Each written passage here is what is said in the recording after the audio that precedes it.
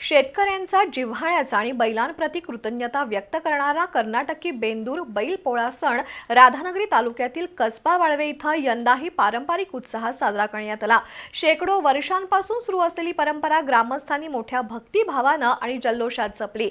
यावर्षी करीचा मान संतोष पाटील आणि अतुल पाटील यांच्याकडे होता। गावातील पाटील कुटुंबाकडे हा मान फिरत्या पद्धतीने दिला जात असल्याने त्याला विशेष महत्त्व आहे। कसबा वाळवे इथं कर्नाटकी बेंदूर मोठ्या उत्साहात साजरा करण्यात आला। यावर्षीचा करीचा मान संतोष पाटील आणि अतुल पाटील यांच्याकडे होता। वर्षभर शेतकऱ्यांच्या खांद्याला खांदा लावून राबणाऱ्या बैलांचा हा हक्काचा दिवस असतो, त्यामुळे शेतकरी राजा बैलांप्रती कृतज्ञता व्यक्त करतो। करीच्या मानाच्या बैलांची सकाळी विधिवत तयारी करण्यात आली। बैलांना गरम पाण्याने आंघोळ घालून त्यांना सजवण्यात आलं। त्यांच्या अंगावर रंगीत शाली, शिंगांना विविध रंग, रंगीबेरंगी फुगे, रिबिनी आणि बाशिंग बांधून त्यांचं रूप खुलवण्यात आलं। त्यानंतर महिलांनी पारंपरिक पद्धतीने बैलांचं पूजन करून औक्षण केलं। पुरणपोळीचं नैवेद्य भरून मुक्या जीवांप्रती कृतज्ञता व्यक्त करण्यात आली। शेतकऱ्यांसाठी हा दिवस केवळ सण नसून आपल्या जीवनातील अविभाज्य साथीदाराचा सन्मान करण्याचा भावनिक क्षण असल्याचं संतोष पाटील यांनी सांगितलं। कसबावळी या गावामध्ये बेंदुरा सण मोठ्या उत्साहात साजरा केला जातो।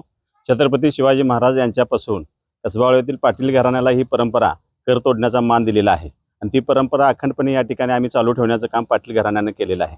प्रत्येक वर्षी आम्ही एक बैलजोडी पाळतो एक वर्षभर आणि पाळल्यानंतर तिची मिरवणूक या बेंदर सणा दिवशी अगदी सहवाद्यासह मग बेंजो असेल, हलगे असेल किंवा बँड असेल या माध्यमातून करतो। गावातील सर्व प्रतिष्ठित नागरिक असतील, ग्रामपंचायत सदस्य असतील, विकास संस्थेचे चेअरमन व्हाईस चेअरमन पदाधिकारी असतील किंवा विविध संस्थांचे पदाधिकारी असतील आणि सन्मान्य ग्रामस्थ यांना बोलवून पै पाहुण्यांना बोलवण्याचं काम केलं जातं, जेणेकरून एक चांगला सण या ठिकाणी आम्ही साजरे करण्याचं काम करतो। सायंकाळी ग्रामपंचायत कार्यालयासमोर पारंपरिक कर तोडणी कार्यक्रम पार पडला। त्यासाठी पिंपळाच्या झाडाच्या मोठमोठ्या फांद्या रचण्यात आल्या होत्या।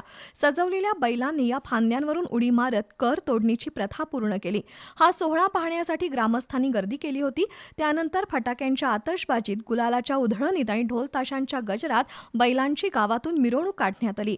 या मिरवणुकीत महिला, युवक, ज्येष्ठ नागरिक आणि लहान मुलं सहभागी झाली होती।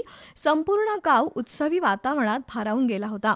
शिंगे रंगवली हो, बाशिंग बांधली हो हे पारंपरिक गीत गुणगुणत ग्रामस्थांनी बेंदूर सोहळ्याचा आनंद लुटला। लोकपरंपरा, संस्कृती आणि शेतीशी असलेलं नातं जपणारा हा उत्सव ग्रामस्थांच्या एकोप्याचंही दर्शन घडवून गेला।